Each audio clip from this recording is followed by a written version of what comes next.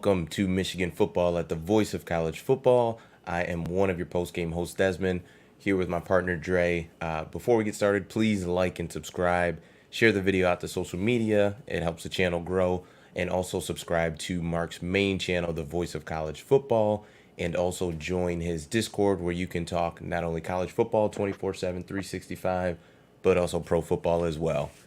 Drizzy Dre, how we doing, man?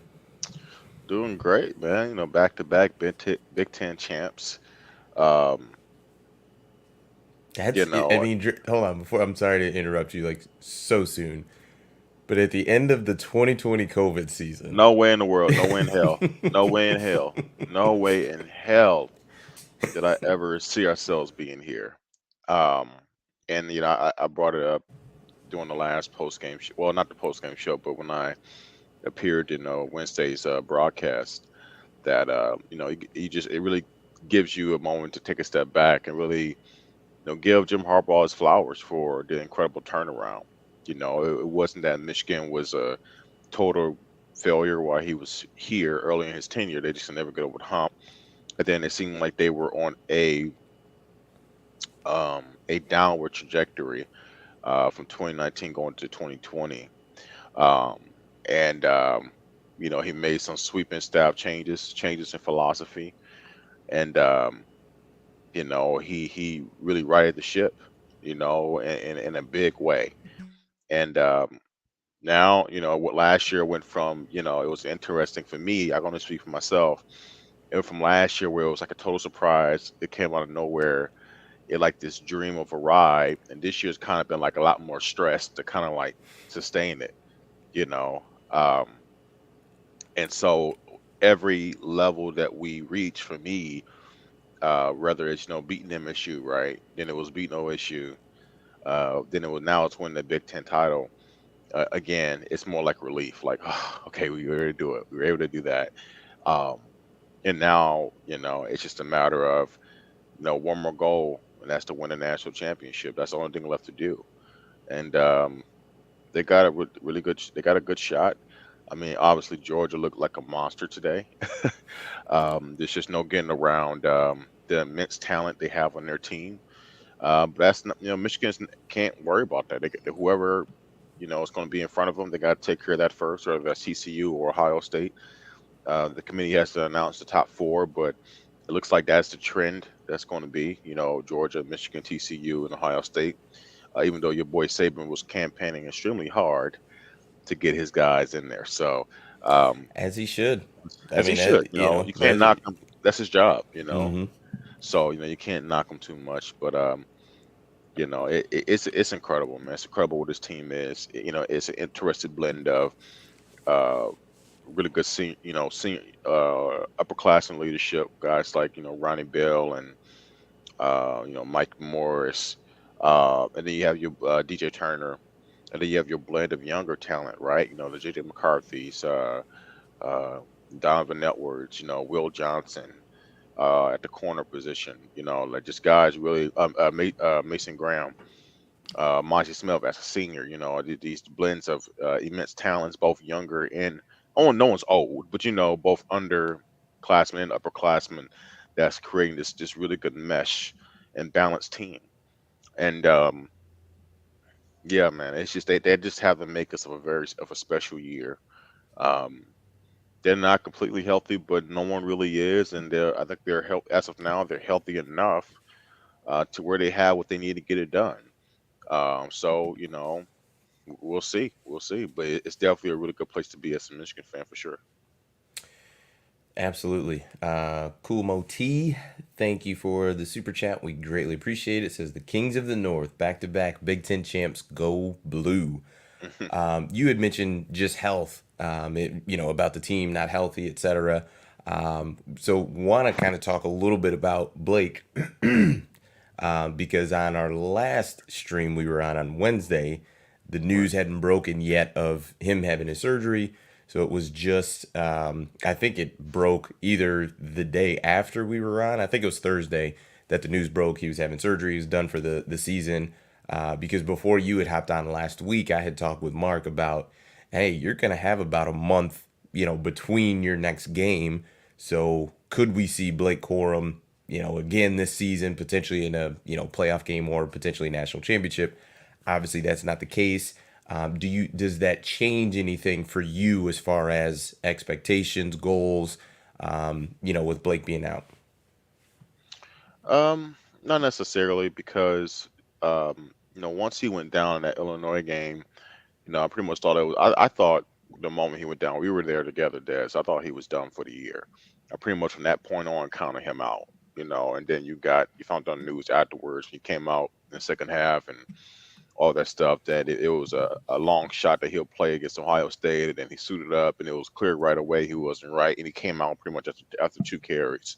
So pretty much after that injury against Illinois in the first half, I pretty much have accepted and kind of changed, like my outlook that he was not going to be a part of this team on the field going forward. Now, uh, it def it definitely initially had me worried going to Ohio State, but once I saw JJ make plays in the passing game, Donovan Edwards break a couple runs, it allowed me to feel a little bit more comfortable that this team can score um, in a pretty prolific way without Blake. Now, it's obvious even today, that their offense is different. Donovan is not a bell cow. He's a home run hitter type running back, right? But he's not the guy you're going to give 25 to 30 carries a game like Blake Corum, right? I think that's what makes Blake special. He's a home run. He can hit the home run, but he's also a bell cow, right? And he can make the 2 yard runs 5 or 6 yard runs, right? Donovan to me is either nothing or something. It seems like just due to their running styles, and so it definitely hurts. Like it's great to have two home run hitter running backs compared to one, but they still have enough to have a pretty good shot to win the whole thing. Um, do I think we are a better team than Georgia head to head? Just looking at it, maybe not, probably not. But are we good enough to have a chance in that game? Sure, assuming that they met in a national title game. Look, just Georgia, just they're loaded. It is what it is. But Michigan definitely presents some things and some trends that Georgia or a team like Georgia will have to deal with.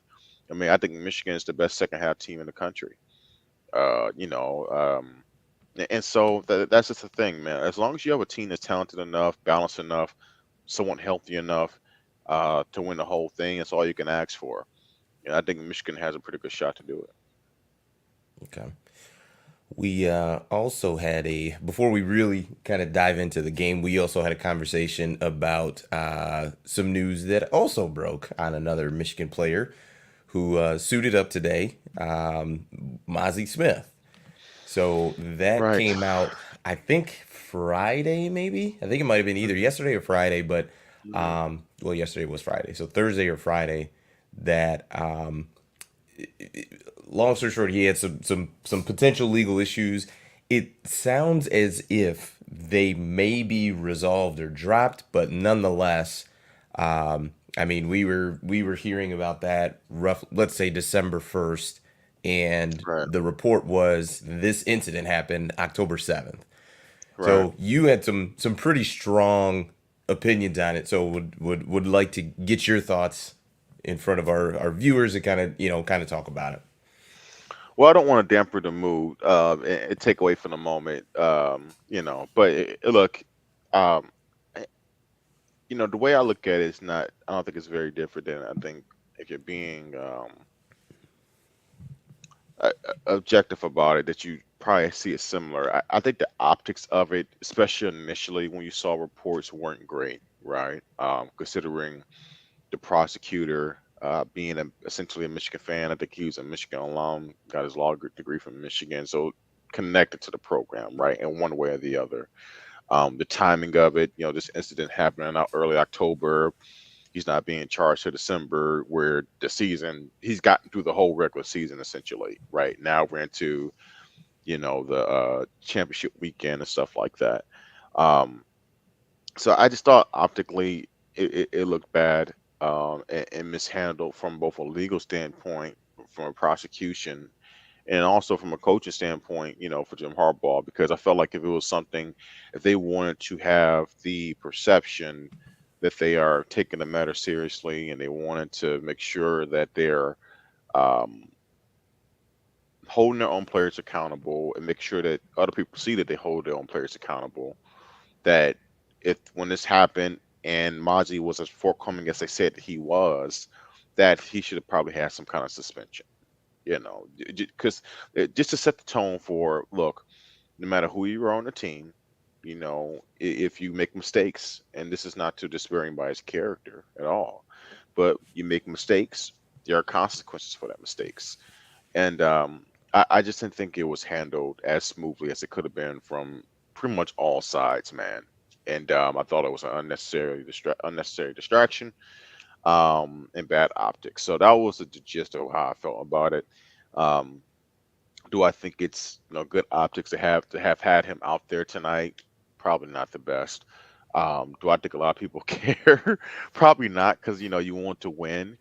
But if it from a morality standpoint, and University of Michigan, we talk about being leaders and best, and have this really high morality complex, right?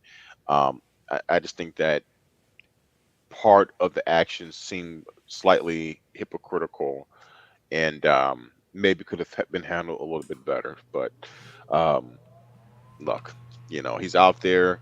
It doesn't look like they're going to take any kind of actions to turn suspension. I doubt they'll do anything at this point, especially with what games are on the horizon. But look, facts will continue to come out, and I just hope that whatever happens, that they do things accordingly in the right way. If you're going to call other people out about their programs, and they're taking care of their guys or holding their guys accountable, which I have no problem with. You should just make sure you're doing that too, so you don't come off as a hypocrite. That's my main thing, and I say that because I care about the University of Michigan. I want them to be fair to themselves. You know, and that's pretty much it. Yeah, it was just odd. I guess I'll put it that way. Just because essentially you almost went a full 2 months with this. The incident had happened, and you didn't hear any. I mean, we've been on this stream every Wednesday, and we're looking up news and following Michigan Twitter, and I heard nothing about this at all.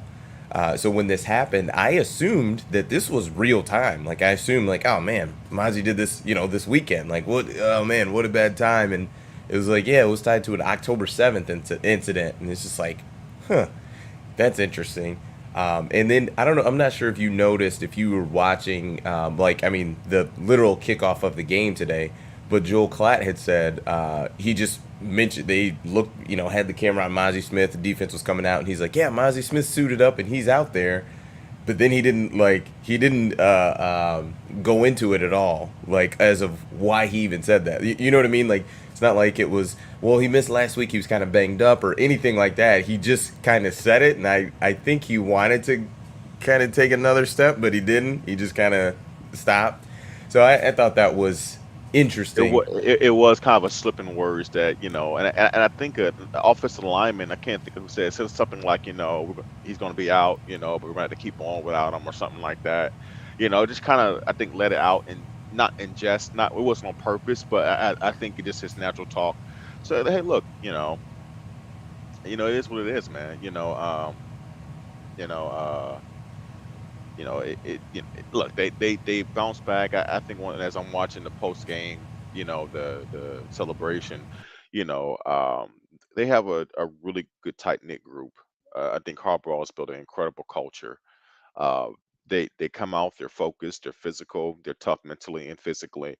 And look, if you have that with really good talent, which it seems like he's done a really good job of bringing it onto campus, then you have a legitimate shot to do some really special things. And I see you're seeing you're seeing that all come together into fruition, and it really is a beautiful thing to see. It really is, compared to where they've been.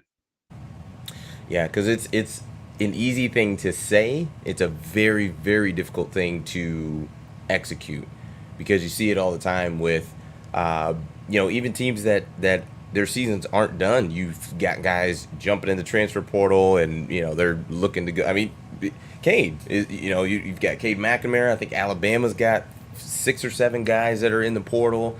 I think on Monday or tomorrow, it opens up quite a bit. Or the window opens for, I think it's undergraduate transfers. Hmm. So there's going to be a lot more, but this seems like a team that is just close knit, focused on the goal, kind of playing for each other versus just what I can gain out of it. So that definitely makes a big difference, and like I said, it's a very difficult thing to do. Um, it's easy to say that, oh yeah, we're all about culture and blah blah blah, but it's really difficult to execute that. Yeah. Um, Bobby Dasher, thank you so much for the super chat. Says good job all year long, fellas. It's just weird because now, like, I feel like although we've been through what 13 weeks now, plus we started well before that. It just feels like everything went by so quick now. Like it's weird. Like it feels like it took us a long time to get here, but now it's like, man, that was really quick. Yeah, the college football season is almost over, sadly. It's a very Ugh. bittersweet. It's an exciting, especially when your team is still in it, in the race for a national title, and also for other teams too. Even if you're not in the national title race, just bowl season is exciting. Um, but it's like, man, this is it. This is the end. And so it's like the bittersweet part of it. But yeah, I gotta say, man. No, tonight, I see some people giving some shout outs, and it's definitely worth doing. Will Johnson, and I told you, Des, I told you that kid was special. And he is and I believe he's a true freshman, if I'm not mistaken, or he could be a redshirt freshman, but I think he's a true I think freshman. he's a true freshman. Yeah. I mean, that kid is, if he continues on the trajectory that he's on, by the time he is eligible to leave college, he's going to be potentially make himself a lot of money someday. I'm not even sure Really is. he needs to improve his level at all. I think if he literally stays the same for the next 2 years, I think he's still going to make himself a whole lot of money. That second interception that he had, what, like, I tweeted it real time. I'm like, there are NFL corners who don't make that play. That Yep. was incredible. To see to just to Because it's one thing to make a good break on a ball and and break it up, whatever, but it's another thing because you're running at the ball at like a point. Essentially, you're trying to get to the ball the same time the receiver is, or a split second quicker. You have to anticipate you're going to run into the receiver. You get in, you know what I mean? It's just so difficult that in a split second to be able to make the break, make the interception. Like it was incredible. That's probably Risky. one of the best picks I've seen by a corner probably all year. And like I said, there's NFL guys who can't do that. It's interesting, and he seems to have the right mindset with it too. He makes a really good pick. He's checking Jones, who was like clearly their best receiver all day for Purdue. And he has really good coverage. I think O'Connell, who was pretty good all day, honestly, and part of that Hmm. due to, gosh, Jesse Minter's willingness to keep playing a soft zone. And anyway, I digress. Um, you know, he slightly underthrows the ball, and Will Johnson's Wilderman makes an incredible, quick, uh, basically swim to get kind of in front to catch the football for a pick. And then I think the very next drive they test him again. But this time Charlie Jones draws a PI. Um, And that and was but that was rough. I think Will just kind of got turned around, kind of got lost he a little did. bit. He was in decent position for the most part. Even on that play too, he just got turned around a little bit. But then what I liked about it was like I think the following drive was when he got the second pick. Maybe the drive after that. Like he bounced back from it and made an incredible play, and he kept his confidence. And so. Um, it's just, man, when you see high end talent like that, it really gets you excited. On the opposite side of the ball, we've heard, Des, we heard a lot about Colton Loveland all year, right? 'Cause at first it was Eric All and Schoolmaker, you Hmm. know. Um, but you heard about this freshman Colton Loveland, and you heard about how high the mission staff was on him, and boy has he shown it the last couple of weeks. I mean, um, that catch he had today, that is big, that is big boy stuff. I'm not one to really compare anybody to Brock Bowers because I truly think Brock Bowers is that special. There's nobody on his level. But it That catch he reminds had was Brock Bowers esque. esque, That absolutely. esque, yeah. That that No one's that on is Brock Bowers no, level, no, no. but that was But Brock Bowers esque. double That was coverage, incredible. either by intent or by circumstance, double coverage, and he high points the ball perfectly, and it had some zing, and it wasn't just like a lob too. That had some zing to it. Hmm. So he caught the all hands, great body control in the end zone. I mean, you just, man, I that's scary, dude. If your other teams too, when you're seeing Michigan now starting to get some really high end young talent, it's not like this, purely veteran led team that's having their one good run. Now you're seeing like a potential reloading, if you will, of certain positional groups. I mean, think about this. You go from, Hassan Haskins with Blake Corn, then to Blake Corn with Dalvin Edwards, and you're gonna have Dalvin Edwards, and who knows is going to step up and be the other running back next year. Is it C.J. Stokes that steps up and be that second guy when tandem with Dalvin Edwards? I don't know. So we'll see. But I could tell you one thing: the way that this staff has done, it could come via transfer portal too. But what the staff has done and Mike Hart's done with the running backs group is incredible. Dalvin Evers gave Mike Hart a shout out, rightfully so, doing his interview at the podium because of the job he does there. So. They're doing what we've been asking. They've been recruiting well, and they've now seemed to find ways to help these kids to develop extremely well as well. Um, in an offensive line, I mean, the way they've recruited and built the offensive line, um, it's going to be really hard for them to replace a All American center. So I don't anticipate them doing that again, but that doesn't mean that they can't still be really good. Well, and think about it too. Think about how you got that All American center, right? That was through the transfer Transfer portal, portal, through the the transfer grad portal, yeah, transfer. So, and not to say that, it's going to be a revolving door that we get every year, but to fill some of those spots. I mean, at the end of the day, like we kind of have to look at this as almost NFL teams, where you look at it like, okay, the young guys that you've recruited, those are almost like your draft picks and the guys that you have on your roster. And the holes that you have, that's going to be that free agency transfer portal, kind of comparison to where can you plug in one or two guys to come in and maybe it's a guard next year versus a center, or maybe it's a tackle, or a pass catcher, who knows. But I think that's gotta be the strategy if you can't hit on all your recruits and everybody that you're looking at for the 2023 team. yeah, yeah. It's and that'll take care.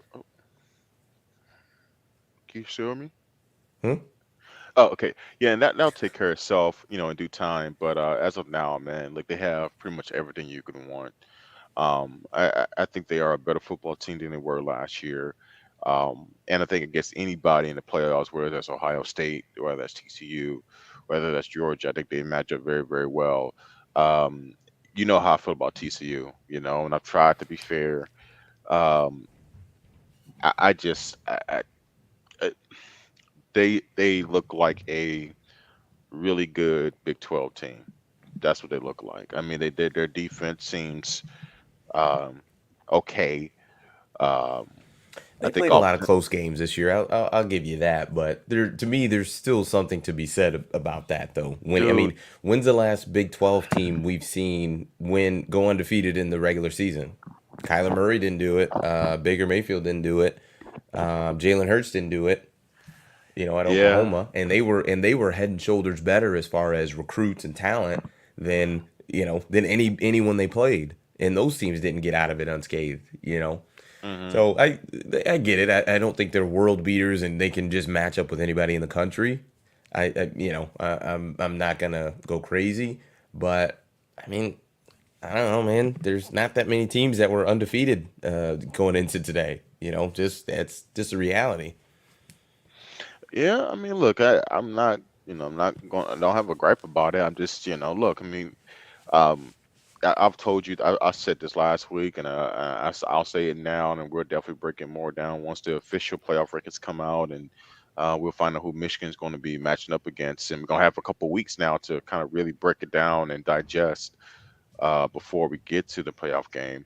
But look, Ohio State, looks like they're going to get in, whether that's a 3 or 4 seed, we'll find out.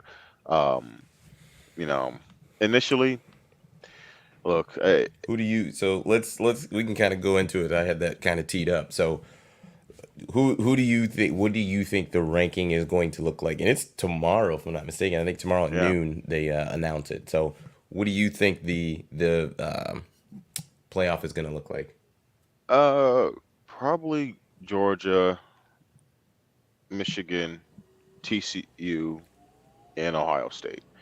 Um, and the reason why I say that is, um, Ohio State probably isn't going to jump TCU. I mean, Georgia, and Michigan are just not moving. You're not going to supplant. Right. Right. So those two are solidified. But in terms of 3 and 4, USC had the fourth spot. They're going to fall out. Right.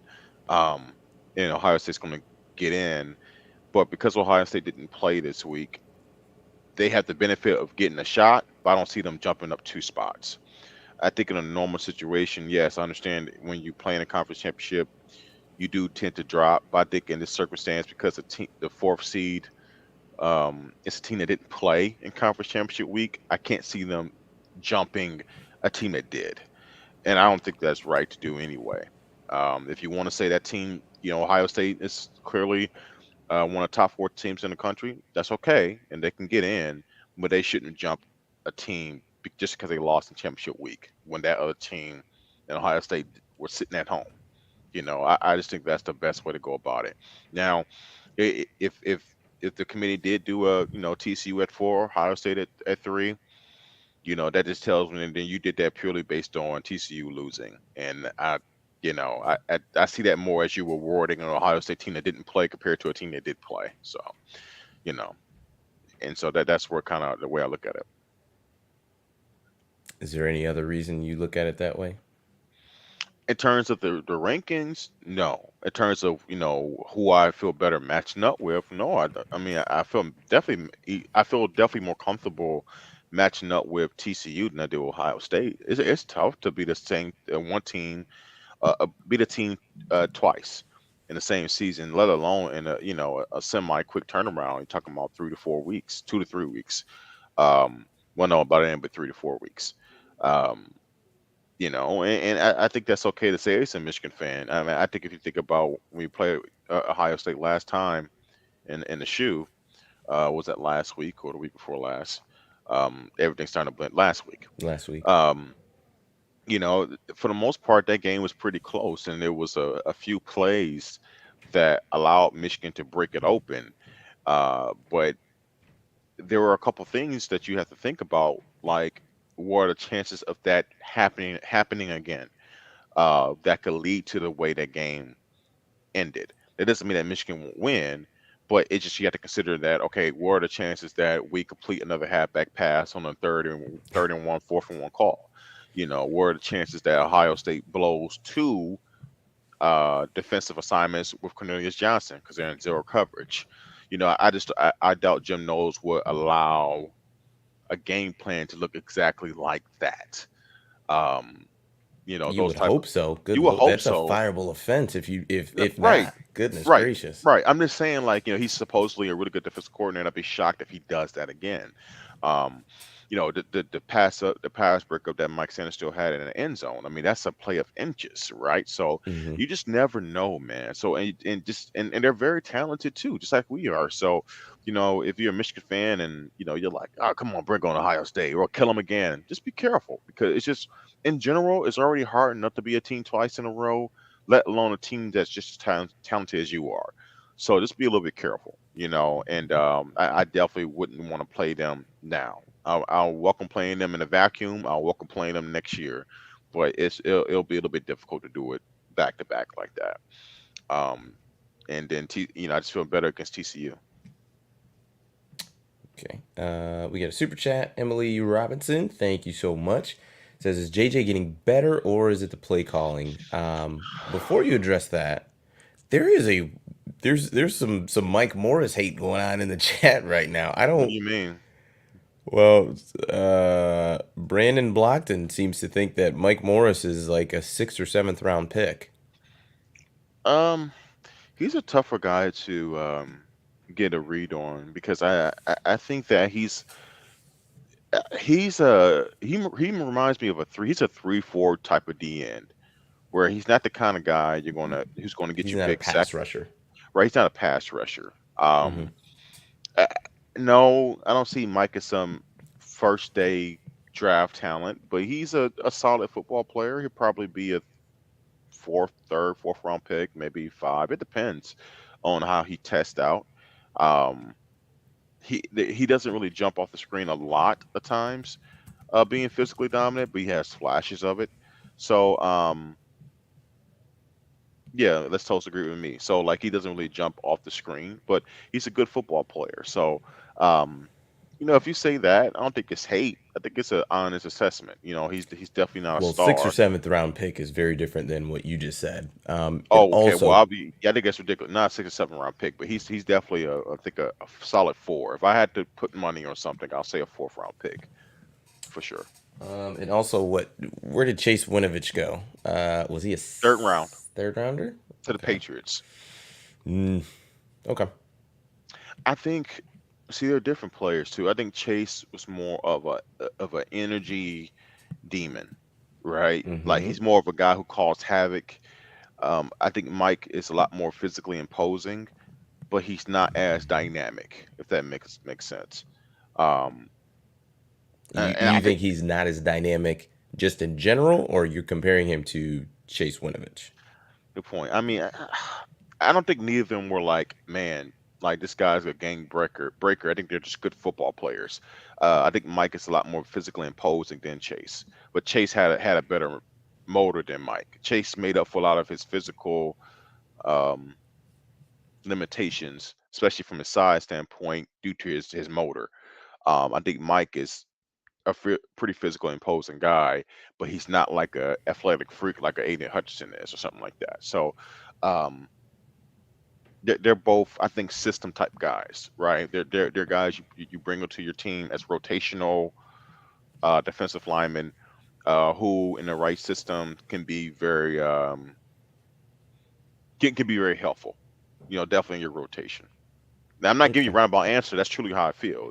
Like I don't see them as penciled in starters for 10 years in the NFL, right? I can see them hanging around and being in rotations for teams for sure. Gotcha. Okay. Mhm. That's it. Okay. So do you think JJ is getting better or is it the play calling? What are your thoughts? Oh, Emily. I think the play calling's for the most been the same actually. I think JJ um, he's gotten better um, overall in terms of I think his progressions and taking certain throws when they're there. He still struggles with accuracy at times, being consistent. But then, because sometimes he'll throw a dime, like a dart, like he had in an end zone pass to Ronnie Bell, and then there'll be Mm-hmm. times where he'll throw, you know, wobblers, like he threw to Roman Wilson that for where it should have been hit right in stride, and instead he threw it in a way that was so off target that Roman had to dive for it, and it was turned out to be an incomplete pass when it should have been an easy completion. So those are the type of things that JJ still struggles with, but I think it's more of him. He has gotten better, but the play call has been pretty much the same for the most part. In terms of him being at the helm, I don't see them calling. Yeah, I think it's more him getting better. I'm not even sure where I land on this. And it's tough, and that's a tough one to answer because they both, I think they both go hand in hand. I think a lot of JJ's deficiencies at times has been due to the fact that he's been handcuffed so much earlier on in his role in the offense, right? Particularly passing the football. And then more they have allowed him to pass it a little bit here and there. Um, and actually, I see Stan. I think Stan has to is kind of articulating my point right here. Play calling is opened up, which is allowing him to play better. So maybe there's more play calling. It seems to be going hand in hand. But I think naturally his experience has allowed more of his game to kind of come more to the forefront as well. So maybe the best answer is that they're in tandem. Yeah, a little bit of both. Hmm. Combo meal. Hmm. I'm a big person when it comes to combo meals. Okay. What stood out the most to you offensively today for Michigan? Um, I thought that it was clear earlier on that Purdue made an effort to stop the run, particularly on first and second downs. And we were like, it was very early on that they were going to be like, JJ, you're going to have to beat us today. And I was surprised at how well uh, uh, can't, why am I drawing a blank on our offensive coordinator's name? Help me out here, Des. Why am I drawing a blank? Not Matt Weiss. He's one of More? them. More. Sure, more? Yeah, sure, more. How he was willing to call a few more passing plays, get guys out in open space, and they allowed JJ to kind of get comfortable. They weren't as stubborn as they can be, especially when they know they have the physical advantage versus the other team. They noticed right away that Purdue was selling out on the run, and they adjusted very quickly to that, which was that stuck out to me absolutely. Um, I'm trying to think something else that did as well. That was the main thing. I mean, that drive that ended with the touchdown throw to Colston Loveland was very very impressive. I Mm-hmm. mean, and it showed you like the flash of how special JJ really can be. It's those moments, man, where you're like, man, this kid really does have something special with him. Because the play before then, he rolls out to his right. Actually, no, he rolls out to his left. Buying time, and he waits just enough time, those kind of to the right of his body, to Ronnie Bell, to convert for a first down. I mean, those are the type of plays where he's showing both his legs and his arm and his composure, for that matter. And so it's the flashes like that when you see that really sticks out. Like, man, if this kid can ever be consistent, or get more consistent, um, he's going to really be special by the time he's done at Michigan. Yeah. I think talent wise, he has the talent to be to whatever year he comes out to be QB1, like the first quarterback drafted. He has to, but he has to improve his footwork. He has to improve his Absolutely. footwork. Absolutely. Like, because NFL teams don't care about, especially if they're talking about in day one draft, the first round. Mm-hmm. We don't have time to be fixing your footwork. Like, I don't care if you can throw it through a window if you can't do it consistent. So in Yeah. terms of the strength, the mobility, the size, he has everything you can want, but he has got to improve his consistency with his accuracy. He has to do To see that. his the you could look at someone like Josh Allen and be like, well, he didn't have his footwork down, but Josh Allen was just so big, He's a like monster. This dude's he a was monster. Six huge. five, six Yeah, five, 240. So I mean, like, it's a little yeah, bit different. It's a little right. bit different. Like JJ's not small, but Hmm. he's not that big. So I think yes, I think a big thing for JJ, especially this offseason, will be to work his footwork. Because I think it gets him into trouble. Like the was that Roman Wilson on that early throw That's that's what I brought up. Yeah, yeah. yep, like on that throw, I mean that was just footwork. Like it's wide open, man. Like you got to step up and deliver the ball. Like he's kind of like fading back a little bit, and he's got the arm talent. And it's funny because I remember watching like Cam Newton in college, his 1 year at Auburn, but I remember hearing so much from the coaching staff of Cam had a lot of habits of trying to make every throw just all arm instead of like using his feet. And I think JJ kind of has that same kind of tendency because, when you've played for so long where you can make every throw and you can do, you could literally do anything on a football field. I could see how it could get, out of whack pretty easily. So I think that's what it is. So I think that'll be something I would like to think hopefully improves on this summer to where, you just get it's just got to be a habit that your feet come with you every single time. Like it's not a, I do it sometimes, other times I don't.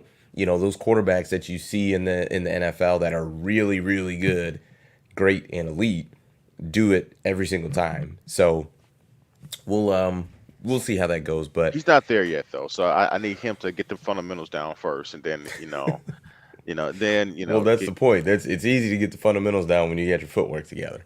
right exactly. So that's what I mean. Like that and I get that. He's a gunslinger. Like he got a little trouble today. When he threw a pick. He just got greedy on that. I'm just like, Yeah, look, and why? you know Like what? JJ, why? I understand. I wasn't, for one, part of the reason why I wasn't critically upset is because I never really worried about losing the game today. So I was like, okay, Hmm. that probably against a better opponent, tighter game, would have been a lot more upset. But you know, what I didn't want was that for them to rein him in too much. Hmm. I appreciated what I saw. Um, I think that was Sharon. Yeah. Sharon Moore, kind of gave him a tap on the head, say, hey, that don't you don't need to do Yeah, that. just give him some love. You don't need to Yeah, worry give him about some it. love, but Hey, I we're don't want good. to, but you don't want to discourage him too. I think when you have a talented kid like JJ at quarterback, you want to give him a happy balance of criticism and keeping him reined in, but at the same time, you don't want to handcuff him. You don't want him overthinking either. Well, Because I think he was doing that earlier in the year. You don't want him overthinking it. hmm Like if you think you see a play there, look, this is what makes you who you are: your mobility and your arm. And there will be times when you have to make plays like that. You have to improvise, and that's what the great ones do. But it's picking your spots. But within that, it does lend to turnovers at times, and the greats do have turnovers. Pat Mahomes throws picks like that at that's times. exactly who I was gonna Josh gonna Allen, say because like I think Andy Reid does a really good job of that balance with Mahomes because yeah, yeah, he does go off script. He gets a little, does a little sidearm stuff and all the no look, all that stuff where a more strict coach would like rein that, like, be going crazy and irate and yelling at him. To right, right. whereas I think Andy Reid's got a good relationship with him when he's just like, Pat Mahomes comes to the sideline, he's like, I my bad, know. coach. Like, I Right, yeah, know. yeah, Yeah. like yeah, I know that. Yeah, You don't need to scream that guy's head off. Like you could just, because same that's what and, makes them and, who and I they think the are. exact thing that Sharon Moore did to JJ. That's perfect. He's a young guy. Bring him in, give him some love. That's it. Hey, we're moving on next play, man. Don't even worry about it. Don't worry about Because it. It's all good. you don't want to hurt his confidence. Like, look, because that's what makes you who you are. That's who you are, and I need you to be yourself because that's why we brought you here. But I also need you just to be more careful and timely when you decide to do that, because there will come a time, especially in these higher leverage games, where you may have to do that to win a Mm-hmm. football game. Mm-hmm. And I need you having the confidence that you can do it, right? Yep. So it's a fine balance for sure. Fine balance for Let sure. me get caught up real quick on super chats. Thank you guys so much. Appreciate it. Chris says best 2 years in our lives. But we were three in '97. Trey. That's my guy, Chris. Chris, thanks for joining, man. There's truth to that. Absolutely, that is true. That's hilarious. There's truth to that. No, that would be a fact. Yeah, That would there's be a not fact. truth to that. Yeah, that would be yeah. Stan, thanks so much. Says thanks for the coverage all year. As the Don said, let's go get the chip. All in, baby. All in, And Stan. Barry says, how does Michigan stack up with TCU, and what coach is most likely to get a head coaching job at other schools from Michigan staff? That's a good question. Oh, So stack up with TCU first. We'll go there. well, I mean, I don't want to be disrespectful to TCU. I believe You've already done that. That's fine. you're right. You're right. So I guess it's too Just be late for that honest. now. Yep. Yeah, I think from a physicality standpoint, Michigan has the advantage, both sides of the ball. Um, I think Quentin Johnson is a beast, and he would absolutely be a huge test for our corners. And Hmm. I think it may be time to let Will Johnson get that assignment. I don't want DJ Turner on him. DJ has had problems with bigger receivers. He had problems with Keon Coleman in the MSU game. Well, I think And what big receivers are just a problem. I don't think it's unique to DJ. You know what I I mean? know, Like, okay, fine. Yeah, that's what makes them different. Is because they have the hmm size. What I'm saying is that Will Johnson's a little bit bigger.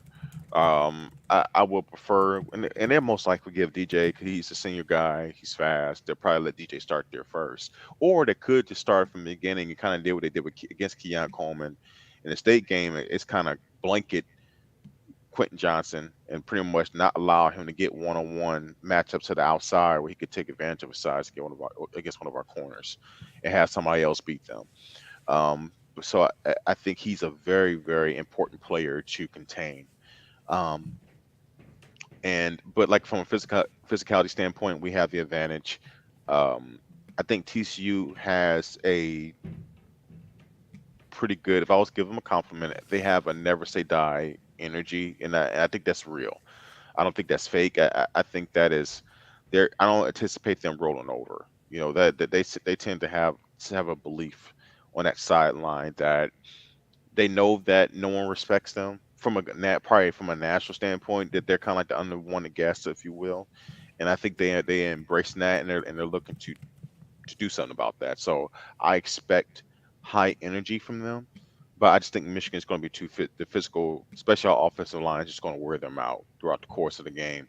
And I'm not so sure that offensively they will be able to score enough points to which our offense is going to feel strained. You know, so I think it's an uphill battle for them against us, and I just don't know if they have the physicality to stick with us long term. Yeah, I think the physicality will be tough. They will definitely try to run the ball quite a bit, and I think the QB run makes the math a lot in the offense's favor because you don't have a guy who's just handing the ball off and standing there. Like he's, you essentially are adding a blocker, and I think TCU is definitely going to test Michigan down the field. They're gonna throw. Why I mean, not? that's their offense. Like they Yeah. throw the ball down the field. So I think it'll be a good test. I mean, we saw today. I mean, Charlie Jones had a good day today. He had Yes, we some did. contested catches. I mean, he impressed me. I knew he was gonna get targeted a good bit, but he was outstanding. I'm like, man, this guy he looked good. Reason being is, TCU's going. I think is going to try to throw the ball as well. Probably not as many times as Purdue did today, because I think, shoot, I didn't look at it, but I'd imagine Aiden had probably 40 plus pass attempts today. So I'm not sure that TCU is going to try to throw it that much, but they're definitely going to try to get down the field. And that's just it's just difficult to cover guys down the field. Like throwing, vertical routes, it's difficult to cover. So I think TCU is definitely going to try to do that to Michigan if that is indeed the matchup. Yeah, absolutely. And what's it, Max Duggan, Yeah, Duggan, Max Duggan. Max Yep. Duggan. Look, I'm not too worried about his legs as much. I'll be very shocked if he's able to exploit Michigan's defense like he did K State, because man, I was watching K State. Their contain was terrible today. And I thought their defensive linemen looked slow. I think we're definitely more athletic defensively than K State is. So Hmm. I'm not too worried about as long as, well, as they should, make a note and kind of have some kind of spying Max Duggan consistently. I don't expect him to gash us the way he did K State down the stretch of that game. He was absolutely gashing K State, especially that last drive, one second to last drive. So that's worth noting that it's possible that he can do that, but it's not something that I'm overly concerned about. I wonder if Michigan will spy him or just blitz him. I Because say because essentially I don't. I mean, I guess it's kind of difficult because Michigan hasn't really gone against any what I would call a mobile quarterback, but I Not would really, put him no. in probably the Sean Clifford category, and Mhm. I don't think Michigan spied him at all in that game. I mean, it's been a What's that while the one? now, so Well, and it backfired one day. That one play, that long run that Clifford had, it was like, gosh, like 45, 50 yards. And it was a busted play, but it was just like, man, um, gosh, so no, I don't know. yeah. I mean, I think Michigan's going to win the game. If I had to guess, I would imagine that's probably an 8 point spread, maybe 10. I don't know. Hmm. Probably something in that range. But yeah, I don't think that that Michigan, would be in danger of losing to TCU. I'd feel pretty comfortable with that. Only caveat would be turnovers because that's the caveat in any football game. Like if you turn it over more, you're probably gonna lose. But outside of that, I think it'd be just fine. And that's the thing, Michigan really doesn't turn the ball over. They don't beat themselves. I think that's been a hallmark. I've said it over and over again. I think that's been like one of the staples of this Really, the great past run. 2 years too. It That's hasn't what I was just about to been say. this year. The Yeah, staple of like this great run they've been on the last 2 years is that they don't beat themselves. Typically, they're not perfect. Things happen. They don't beat themselves. And then they just and both on both sides of the ball, and they just give them shit. They always give themselves a chance to win, and they rarely open up doors for another team to beat them, if you will. So, um, and if you do that, I say this all the time, you're going to win a lot of football games. A lot of football games. absolutely. Dre, I just want to let you know that Michigan is back to back Big Ten champions. In case you forgot. Man, it's incredible, man. It's incredible to be here. To be where they are. It's some man. Gosh, I remember just years. I mean, you've been talking about this for years, man, and you know, just wondering like, how was Jimmy ever going to get over the hump? Third place Jimmy and all that stuff. We've been talking about it, and to be where they are and to do it the way they've done it, which is to call it what it is, dominating fashion. They're 25-2, Des, the last 2 years. They have dominated Ohio State the last two times they played them. It's just You've lost it's one conference game in the last 2 years. that'll be One. MSU. That'll be MSU. Yeah. Mm-hmm. In a game that you had no business losing to begin with, but things True. happen. Um, and so it's just one of those things where it's an incredible run. Um, I don't know if it's in the history, would play itself out, but I don't know if it's the start of a semi dynasty kind of a run that kind of like that Dabo had with Clemson, where it took them 6 or 7 years before they truly became a national power, um, or if it's a flash in the pan. It's starting more like the Dabo potential run with Clemson, um, more than the latter. So we'll see. Um, I think didn't Dabo lose the first national championship versus Alabama? I think he won the following year. We just talked about this. Mm-hmm. Um, so we'll see. It could be the start of something special. He definitely has the runway for it. I mean, you have your starting quarterback's a sophomore. Your star running back currently, because your other one is hurt, is a sophomore. Will Johnson is a freshman. Colton Loveland is a freshman. JJ, You know sophomore. exactly. So it's like, this could be the start of something really special. It really can be. Yeah. How realistic are Corum's chances for the Heisman? Slim to none, and it's unfortunate. I mean, he really hasn't played any meaningful games. Really, yeah, he just hasn't played any meaningful games the last couple of weeks, and his stats look good, but there's because he hasn't played. They're no longer the best running stacks in the country, I don't think, or up there. He's probably still kept back a couple. Um, and if you think about the moments, unfortunately, you know, he hasn't played in the bigger game, the biggest game of the year, which was Ohio State, and today in Mm-hmm. a conference championship game. If he would have did, let's say, if he would have did what Donovan Edwards did versus Ohio State, that would have probably He'd probably seal it. it probably would have sealed it, especially with the way what happened with Caleb Williams and C.J. Stroud. that probably would have sealed it, along with a really good game tonight as well. That would have probably sealed it, but unfortunately for him, the injury bug bit him, and it looks like it wasn't incredibly serious. I think I caught on the broadcast today that it was the meniscus. Now I don't know if it was torn, if it was partially torn, but it looks like whatever surgery he had has something to do with his meniscus. So he's expected to make a full recovery, which is great. I highly anticipate that he has played his last down.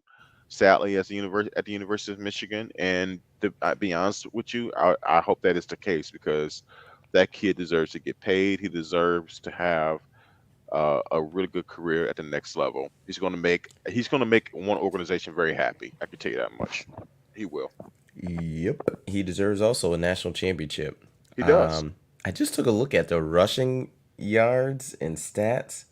This running back, Dwayne McBride from UAB, has 233 carries for 1,700 yards. He's the number one yards rusher.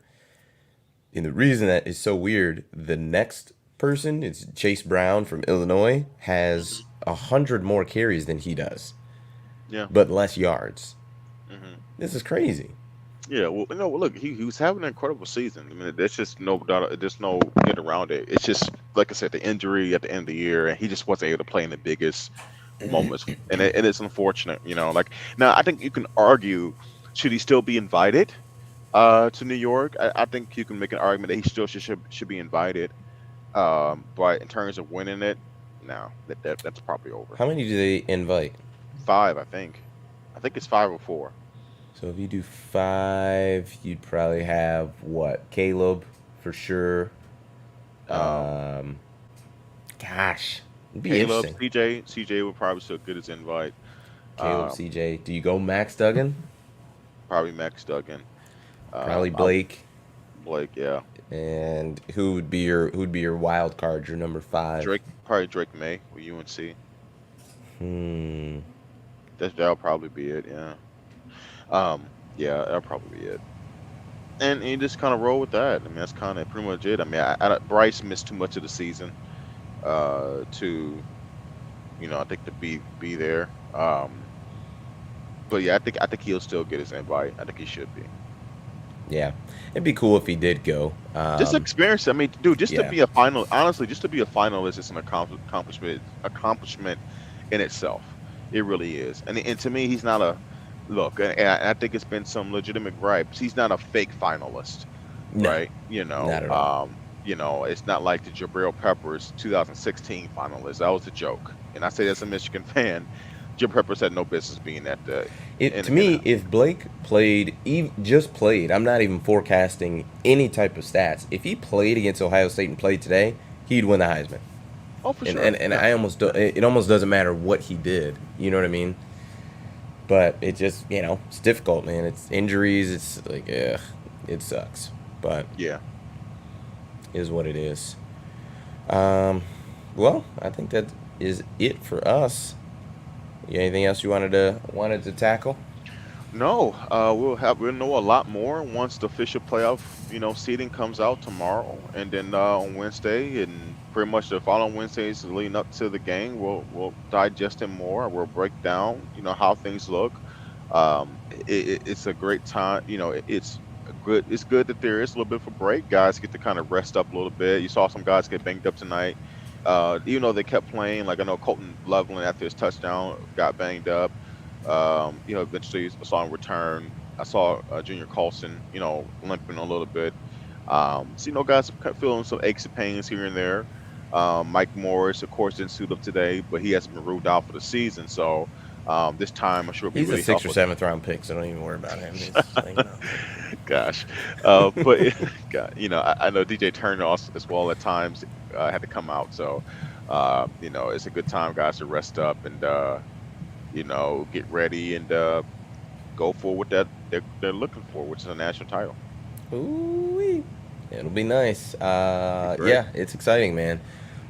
Kudos and congratulations to Michigan, the players, fans. Back-to-back Big Ten champions. That is not an easy feat. So kudos to them. That their anxiety level for tomorrow is pretty set. They know they're going to be the number 2 seed. So that is going to be pretty cool for them. So, yeah, that is it for us. Thank you, everybody, for tuning in. Please give us thumbs up on your way out. We will be back here Wednesday at 5 o'clock p.m. Eastern Standard Time for about an hour or so, as usual. So thank you guys again for rocking with us, tuning in. We appreciate it. That's it for us. Peace. Peace.